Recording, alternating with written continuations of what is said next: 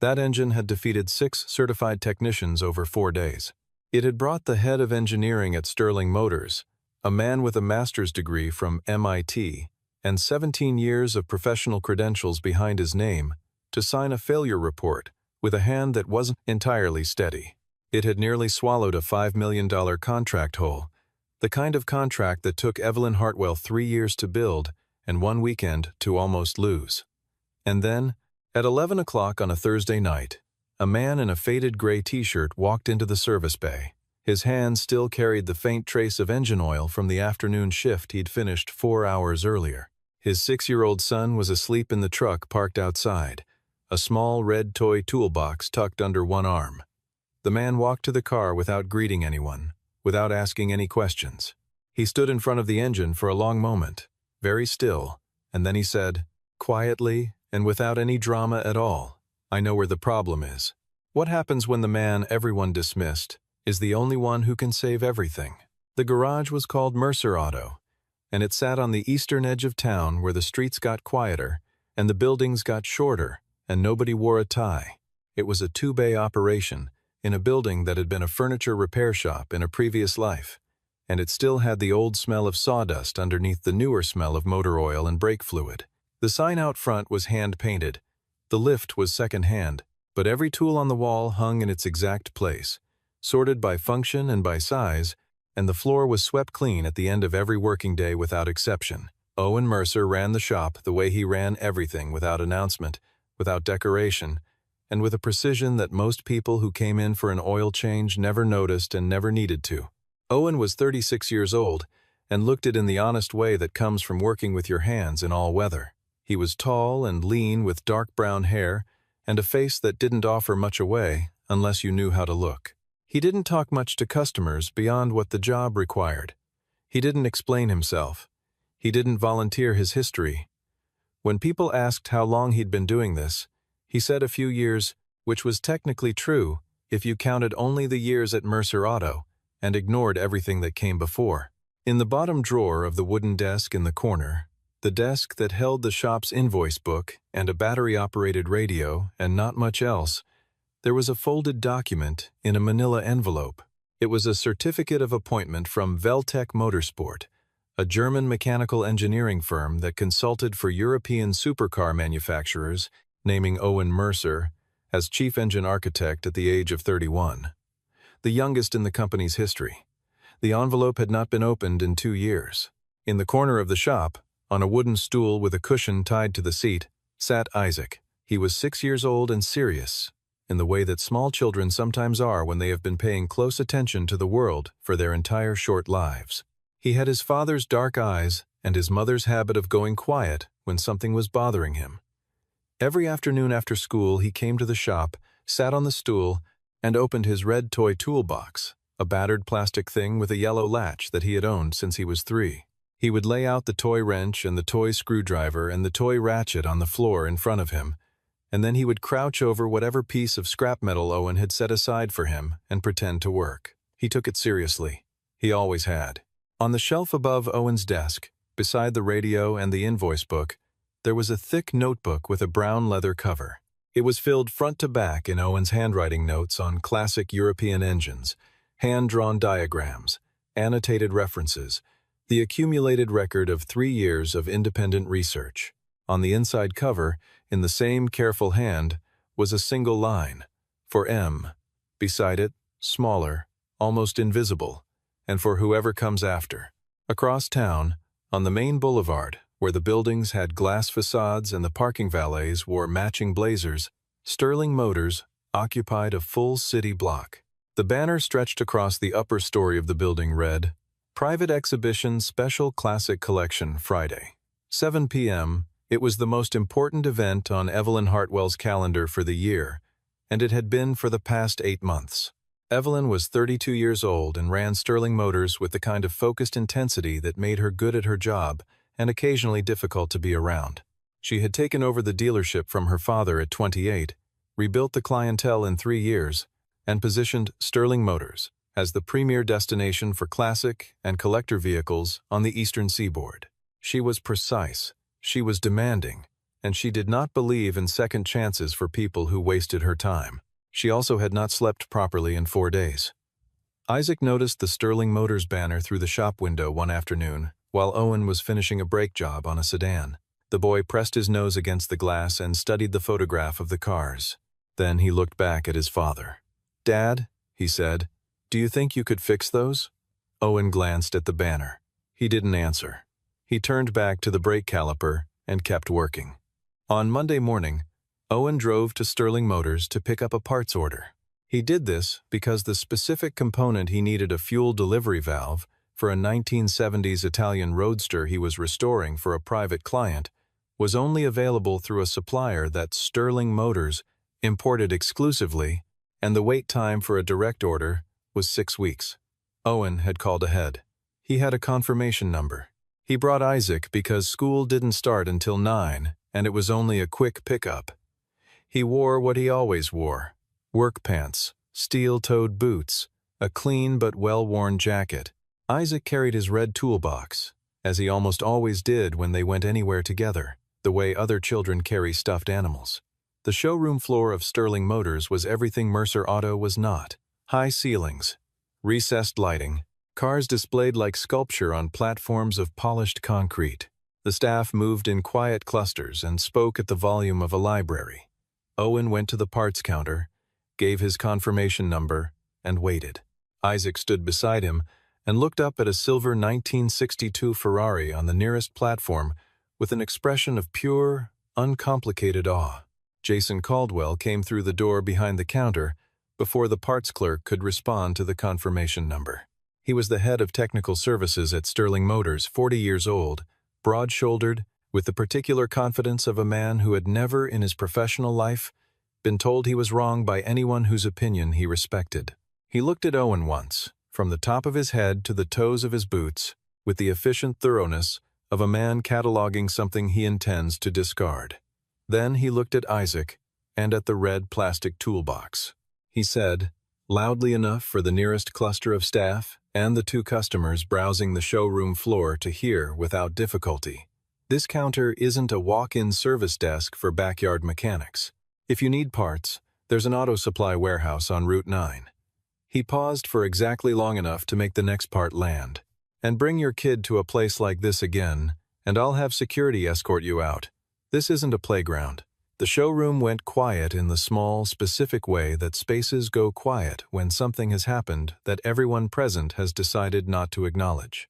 One of the browsing customers turned slightly away. A staff member near the far wall found something on her clipboard to look at.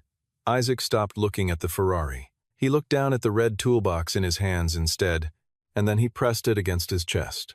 Owen did not raise his voice. He did not change his expression. He looked at Jason Caldwell for approximately 2 seconds, a look that was perfectly flat and perfectly still, and somehow more uncomfortable than anger would have been, and then he looked at Isaac. He said nothing to Caldwell. He simply waited at the counter until the parts clerk, clearly wanting the interaction to end, processed the confirmation number and brought the component from the warehouse.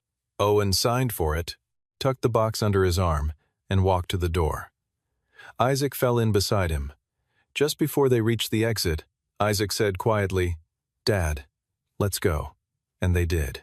On the second floor, behind the long window that overlooked the showroom floor, Evelyn Hartwell had watched the exchange. She had seen Jason's performance, and she had seen the man in work clothes, and she had seen the small boy with the red plastic box pressed to his chest. She had not intervened. She had looked back at her phone. She had walked away. She told herself it was because she hadn't heard everything clearly. She would think about that later, in the dark, in the quiet of the shop floor on Thursday night, and she would know that wasn't true. The Lamborghini Miura S had been built in 1971 and was one of fewer than 800 ever made. The specific example in Sterling Motors' service bay had been modified in the 1990s by an Italian engineer named Maurizio Rinaldi, who had worked for a small Milanese firm that specialized in the mechanical restoration of pre-emissions-era European automobiles. Rinaldi had died in 2004, and he had left behind no written documentation of his modifications, no drawings, no service manuals, no annotated schematics. What he had left behind was a V12 engine that ran, by all accounts, better than the day it left the Santa Gata factory until 4 days ago, when it had simply stopped. Not gradually. Not with warning. It had stopped between one firing cycle and the next, as completely as if someone had switched it off at a source that no diagnostic instrument could locate. Harold Voss, who owned the car, and 9 others in the collection he had placed on consignment with Sterling Motors, had called Evelyn personally. His voice had been calm. That was worse than shouting. If the Miura was not running, and on display by Friday at 7 p.m., he said, he would withdraw the consignment agreement in its entirety. $4.8 million in inventory. Gone. The exhibition, Sterling Motors' most visible event in 3 years, reduced to a gap on a platform and a conversation that Evelyn did not want to have. 6 of Sterling Motors' certified technicians had worked on the Miura, one after another, and then in combinations over 4 days. None of them found the fault. The diagnostic system produced contradictory error codes that pointed in 3 different directions simultaneously and resolved none of them. Jason Caldwell, who had spent the better part of the 4th day under the hood, wrote in his technical report, "Engine unrecoverable. Recommend client notification of irreversible mechanical failure."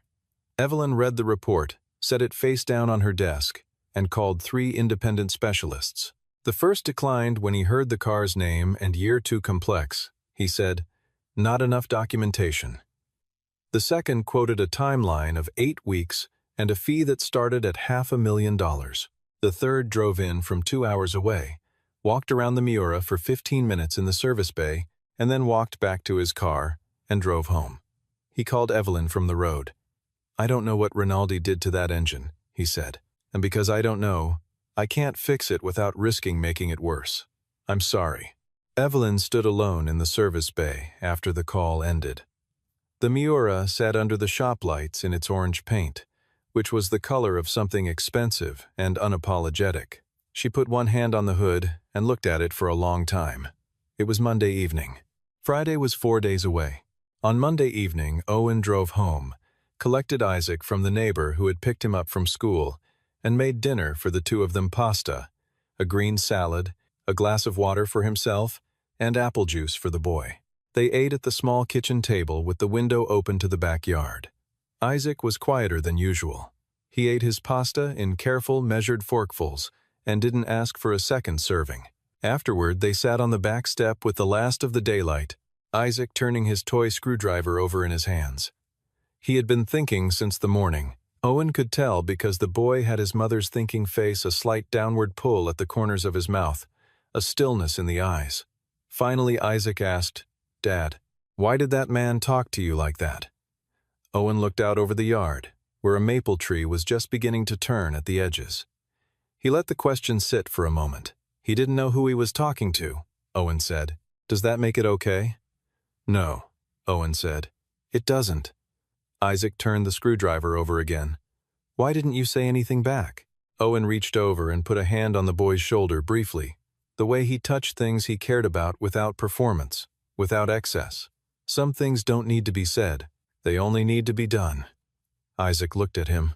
He was 6, and there was a limit to what 6 years of living could do with a statement like that.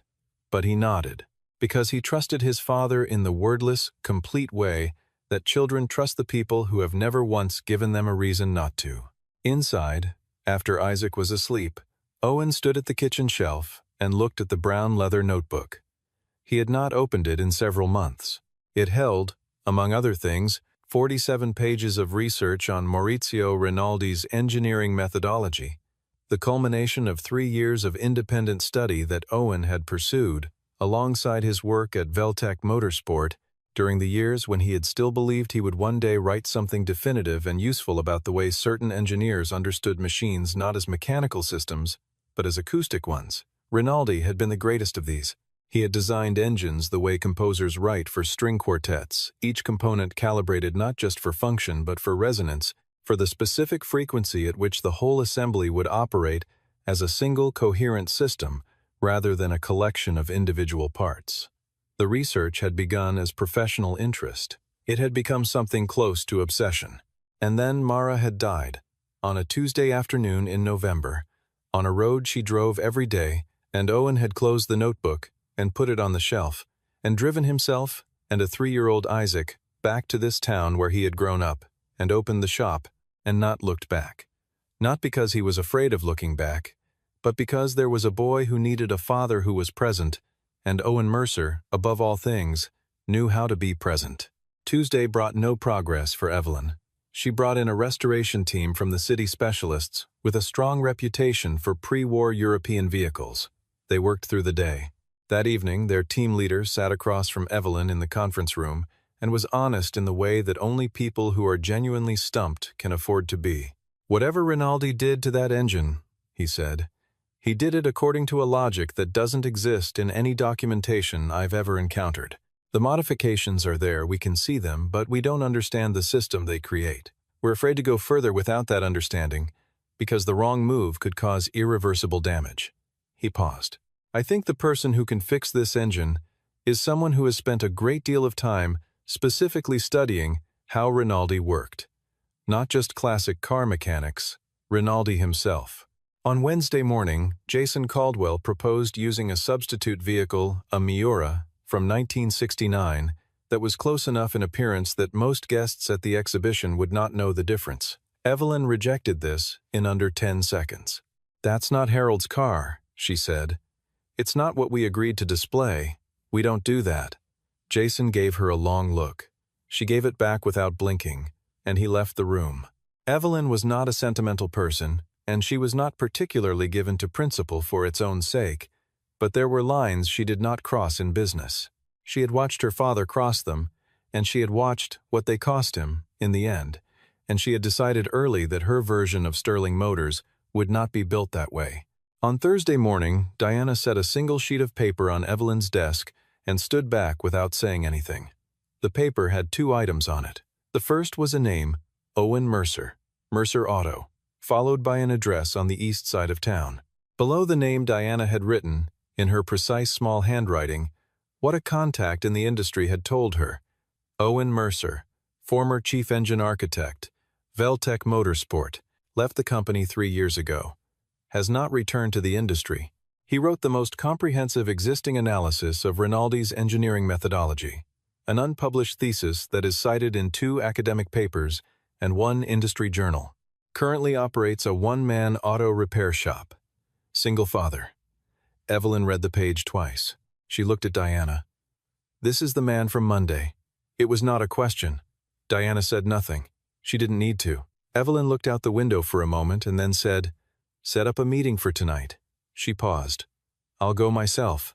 Owen was finishing the last job of the day, a routine coolant flush on a pickup truck, when he heard footsteps behind him that didn't belong in his shop. Heels on concrete have a specific sound, and that sound had no business being in Mercer Auto at 8:30 on a Thursday evening. He rolled out from under the truck and stood up. Evelyn Hartwell was standing in the doorway of the bay, her jacket still on, her dark hair pulled back, a leather portfolio under one arm. Diana stood a step behind her. Owen recognized Evelyn immediately. She was the woman on the second floor, the one who had looked down at the showroom and then looked away. She recognized him, too. He could see it in the slight adjustment in her posture. Not an apology, not yet, but an acknowledgement that she owed him something she wasn't entirely sure how to pay. Evelyn did not waste time on preamble. "I have a 1971 Lamborghini Miura S with a modified V12 engine. Non-standard modifications, no documentation. 6 technicians, 2 outside teams, 4 days nobody can fix it. The exhibition is tomorrow at 7 p.m. I need you." Owen wiped his hands on a shop rag and looked at her. He did not rush to fill the silence. After a moment, Evelyn said, more quietly, "I know you came to our facility on Monday. I know what happened. I was there, and I didn't stop it. That was wrong of me." She didn't elaborate. She wasn't a woman who expanded on apologies, but she had said it, plainly, and she meant it. And Owen heard both things, the words and the fact of them. "What did your technicians do to it?" Owen asked. She described the 4 days in detail, every attempt, every instrument used, every proposed solution. Owen listened without interruption. When she was finished, he asked one question. "Who modified the engine last?" An engineer named Rinaldi, Evelyn said. Maurizio Rinaldi. He died in 2004. For the first time since she had walked through the door, something changed in Owen's face. Not a dramatic shift, a small thing, a stillness becoming a different kind of stillness. You know him, Evelyn said. It was not quite a question. I know his work, Owen said. There's a difference. He glanced across the bay to where Isaac was curled on the wooden stool under a blanket, asleep with the red plastic toolbox held loosely in one small hand. He looked at it for a moment. Then he looked back at Evelyn. I'll come and look at it, he said. I'm not making any promises. He locked the shop, drove Isaac to Eleanor Collins' house 3 streets over. Eleanor was 64 and had watched Isaac through 2 bouts of the flu and a broken collarbone, and a phase where he would only eat beige foods, and she opened the door without a word, took one look at the bag of tools Owen was carrying, and nodded, and drove to Sterling Motors. The service bay was empty except for the 3 of them in the car.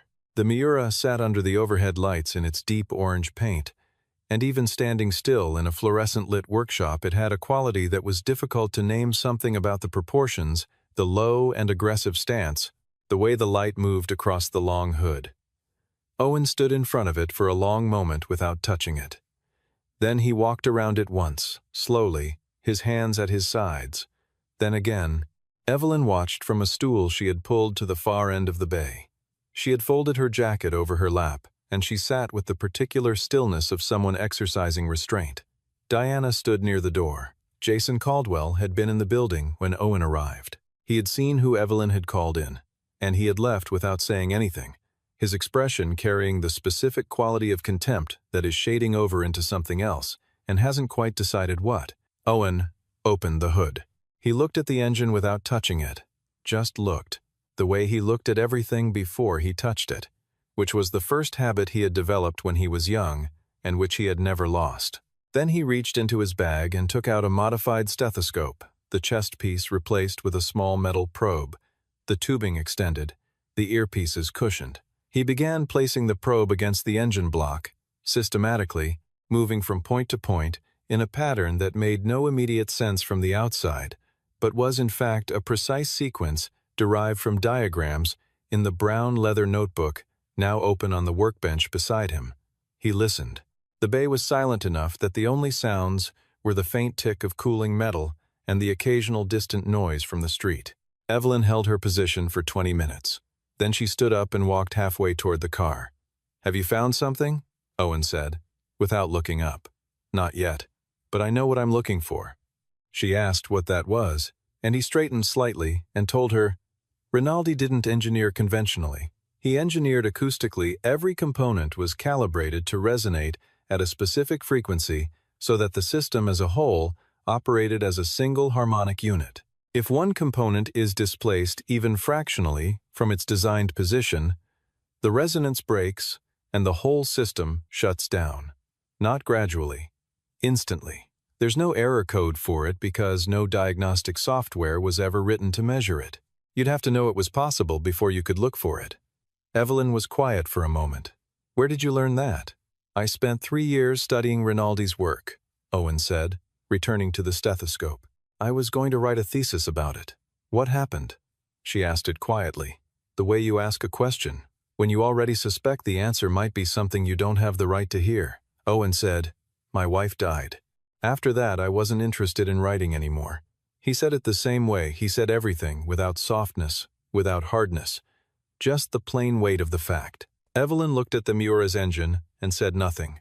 It was 1 a.m. when he found it. He had removed the 4th layer of the fuel delivery assembly, working with the patience of someone who understands that urgency and speed are not the same thing, and there, tucked between the primary and secondary fuel rails, was a wafer-thin thermal isolation plate that had no business being there according to any factory specification. Rinaldi had fabricated it himself from a titanium-copper alloy, approximately 2 millimeters in thickness, positioned with tolerances measured in tenths of a millimeter. One of the previous technicians, almost certainly, while attempting to investigate the fuel delivery system, had displaced it by 0.3 of a millimeter, enough to break the resonance, enough to kill the engine as completely as a power cut. Owen straightened up and looked at the plate in the light. "The problem is here," he said. "This piece needs to be refabricated and repositioned. The original has been microfractured probably when it was moved, and it won't hold." Evelyn said, "It's 1 in the morning. I know. I need 40 grams of titanium copper alloy and a handheld grinder with a fine-grade wheel." She looked at him for a second. Then she picked up her phone. It took her 40 minutes, 3 phone calls, and a $200 surcharge to a 24-hour metal fabrication shop across town. But she got it. Owen worked for 2 more hours. He fabricated the replacement plate on the workbench using the grinder, the original as a template, and calipers that measured in hundredths of a millimeter. He checked the thickness at 11 points. He checked it again. Then he reseated the assembly layer by layer. Each component returned to its exact position in the sequence he had documented before disassembly. His hands did not rush. His hands never rushed. They moved with the particular efficiency of someone who had performed 10,000 versions of this motion and no longer needed to think about any of them. Evelyn watched without speaking. At some point, Diana had quietly brought 2 coffees from a machine somewhere in the building and left one on the bench near Owen and one near Evelyn and retreated without comment. At 3:45 in the morning, Owen closed the engine cover, set down his tools, and looked at the Miura. "Start it?" he said. Evelyn climbed into the driver's seat. She put the key in the ignition. She turned it. The V12 engine turned over, caught, and opened into a sound that filled the service bay completely. Not the stuttering, uncertain sound of a sick engine trying, but a deep, even, authoritative bellow that settled immediately into a low, resonant idle. It was the sound of something that knew exactly what it was. Evelyn sat in the driver's seat with both hands on the wheel and did not move for a long moment. Then she closed her eyes. When she opened them, Owen was wiping down his tools and placing them, one by one, back in the bag. He was at the door with his bag over his shoulder before Evelyn got out of the car. "I'll send an invoice by email," he said. "My rates are standard. The parts cost is on top." "I want to know what to pay you," she said. "You'll get what I send." He looked at Isaac asleep on the stool he had brought the boy in after midnight, and Eleanor had carried him inside and settled him there without being asked, and then he picked Isaac up, settled the boy against his shoulder, and picked up the red toolbox in the same hand. Isaac stirred, but did not wake. Owen walked to his truck in the pre-dawn dark, buckled Isaac into the back seat, and drove home. He got there at 6:15.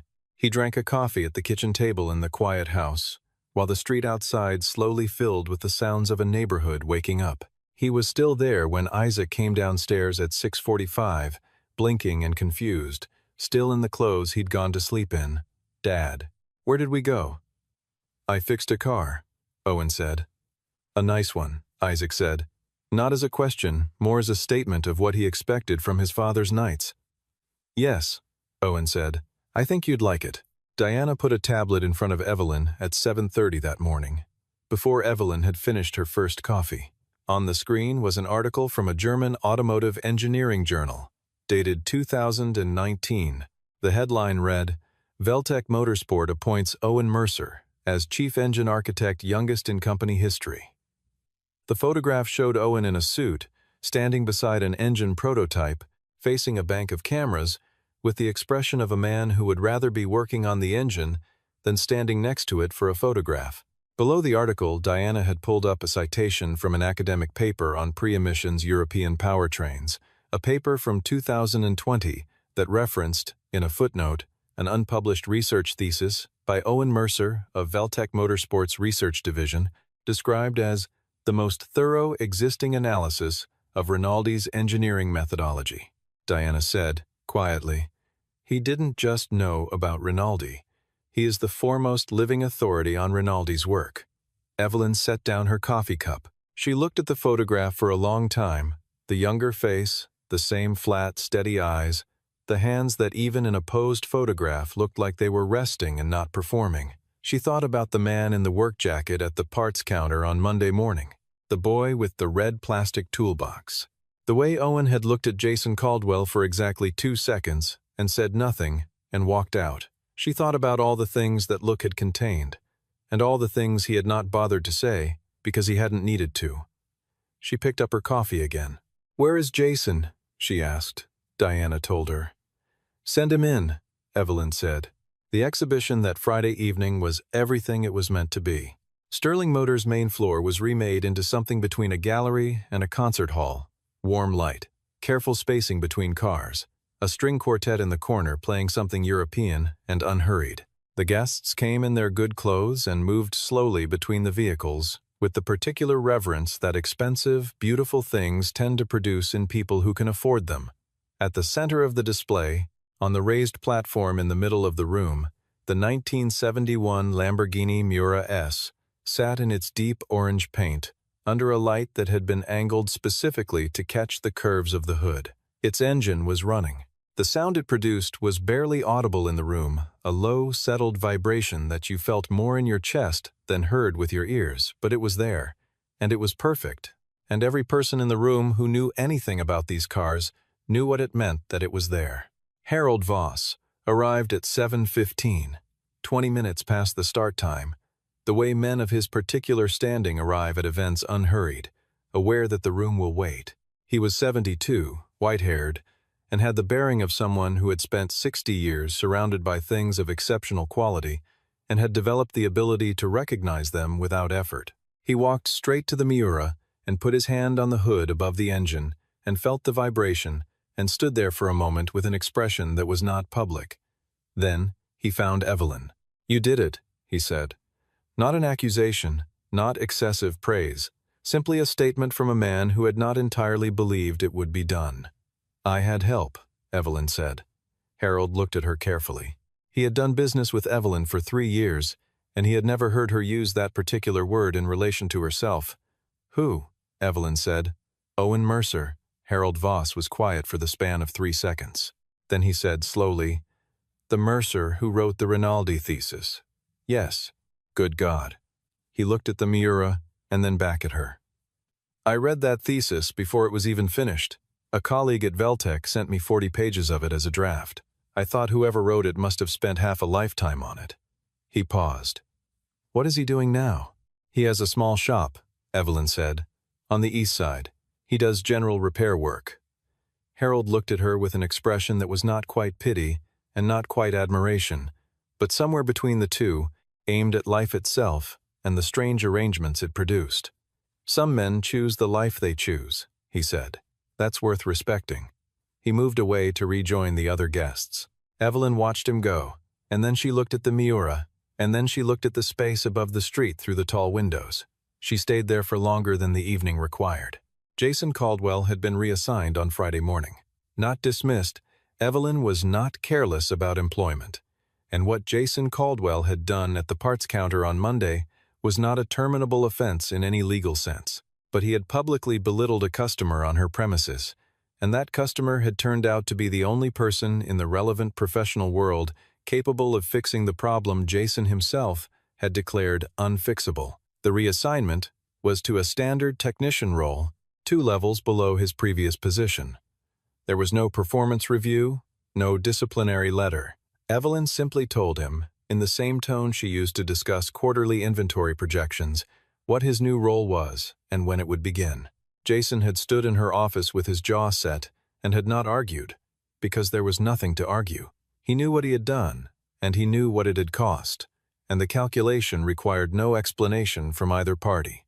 Owen's invoice arrived on Saturday morning, as promised. The number was reasonable in the way that the invoices of people who are very good at things and have stopped needing to charge what they're worth tend to be reasonable. Evelyn looked at it for a moment, and then did the math. And then she opened her banking application and transferred 3 times the invoiced amount into the account listed. She did not include a note. She assumed he would understand. He did. He saw the notification while he was halfway through pulling the engine on a 1990-something sedan that had come in that morning. And he looked at the number on the screen, and he felt something that was not surprise. He had expected something like this from Evelyn Hartwell, whom he had assessed correctly in the first 20 minutes, and then he put the phone in his pocket and went back to the engine.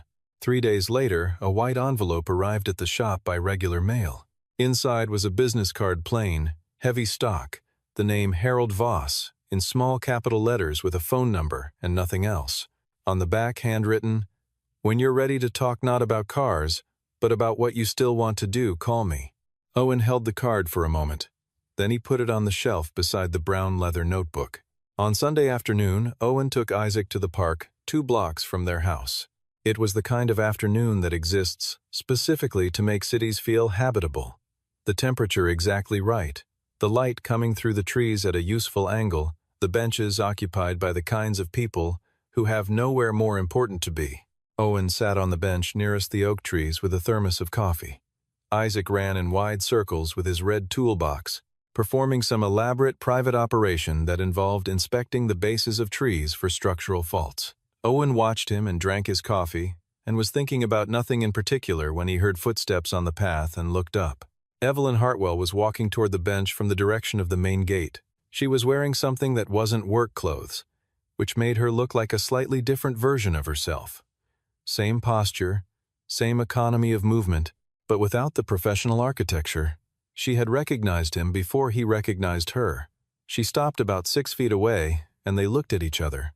Neither of them said anything for a moment, which under other circumstances might have been awkward, and under these circumstances simply was what it was. Isaac came pelting back from the tree line, skidded to a stop, looked at Evelyn, and looked at his father. "Do you know her?" he asked. "Yes," Owen said. Isaac looked at Evelyn. "Does he know you because of cars?" Evelyn glanced at Owen. Something moved at the corner of her mouth. "He helped me fix one," she said. Isaac considered this. "Was it a good one?" "Very good," she said. Isaac nodded, satisfied with this answer as a complete account of the matter, and ran back to the trees. Owen moved along the bench slightly, not an invitation, not its opposite, just space. Evelyn sat down. They were quiet for a moment, watching Isaac conduct his inspection at the base of a particularly large oak. Evelyn said, "You received the transfer." "Yes," Owen said. "You didn't object. I don't do charity." She looked at him. "No," she said, "you don't." She looked forward again. The park made comfortable sounds around them, children, birds, the distant noise of the city containing itself in the afternoon. "Are you going to call Harold?" Evelyn asked. Owen turned his coffee thermos in his hands. "I don't know. Isaac's still young." "That's not really an answer. It's the true one." He said it without deflection, without apology. She looked at him for a moment and then looked back at the field where Isaac was now sitting cross-legged on the grass with his toolbox open, arranging the contents in a row in front of him, with the seriousness of someone conducting inventory. Evelyn said, "What you did Thursday night, not just the technical part, the whole thing. Most people in your position would have let Sterling Motors fail. Most people in my position weren't there," Owen said. She turned and looked at him directly for the first time since she had sat down. He looked back. "If there's ever a day when you want to do something more than repair ordinary cars," she said, "I would like to be the first person you call." Owen held her gaze. "Why?" She paused for a moment, not because she didn't have the answer, but because she was deciding how much of it was appropriate to give. "Because I know what I did on Monday," she said, "and I don't like being in debt." She stood, tucked her hands in her jacket pockets, and walked back the way she had come unhurried, not looking back, her footsteps steady on the path until the trees came between her and the bench. Owen watched until she was gone. Then he looked at Isaac, who had finished his inventory and was now holding up the toy wrench and examining it against the light, with the expression of a craftsman evaluating a tool. Isaac said, without looking up, "Did she leave already?" "Yes. She seemed okay." Owen looked at the path where Evelyn had walked. The light through the trees made a pattern on the ground that shifted and settled, shifted and settled. "She might be," he said. Isaac accepted this with his characteristic efficiency, put the wrench back in the toolbox, and snapped the yellow latch closed. He brought the box over and set it on the bench between them, red plastic, worn at the corners, the paint on the latch scratched from 4 years of use. He climbed up beside it and leaned against his father's arm. Owen put his arm around the boy. They sat there while the afternoon did its slow, unhurried work around them, and the red toolbox sat between the man and the space he had made on the bench, small and present and still.